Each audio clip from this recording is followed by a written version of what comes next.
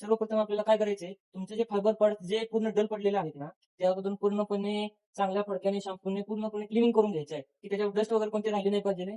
त्याच्यानंतर ना आज तुमच्यासाठी हे असे प्रोडक्ट आणलेले आहे, ते तुमच्या बाईक आणि स्कूटीसाठी अतिशय उपयुक्त आहे. की तुमची उन्हामध्ये बाईक वगैरे राहिली किंवा स्कूटी राहिली, तर जे फायबर पार्ट्स असतात ते तुमचे डल पडून जातात.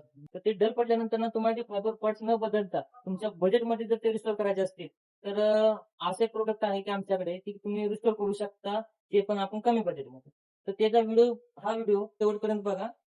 सर्वप्रथम आपल्याला काय करायचंय, तुमचे जे फायबर पार्ट जे पूर्ण डल पडलेले आहेत ना, त्यामधून पूर्णपणे चांगल्या फडक्याने शॅम्पूने पूर्णपणे क्लिनिंग करून घ्यायचं आहे, की त्याच्यावर डस्ट वगैरे कोणते राहिले नाही पाहिजे. त्याच्यानंतर ना जे तुम्हाला एक असा स्पंज मिळतो त्याच्याबरोबर, आणि हे जे आहे आपलं ते प्रोडक्ट आहे, याचं नाव मी शेवटला सांगेन व्हिडिओमध्ये. तर ते प्रोडक्ट आपल्याला घ्यायचंय. आपल्याला ह्या स्पंजवरती घ्या, हे थोड्या प्रमाणात आपल्याला प्रोडक्ट घ्यायचे. हे प्रोडक्ट घेतल्यानंतर ना जिथे फायबर पार्ट्स डल झालेत, त्या फायबर पार्ट्स वरती तुम्ही असं सर्क्युलर मोशन मध्ये पुसून घ्यायचे. त्यात काही जण म्हणतील की हे पॉलिश असेल, तर अजिबात नाही मित्रांनो, अजिबात पॉलिश नाहीये.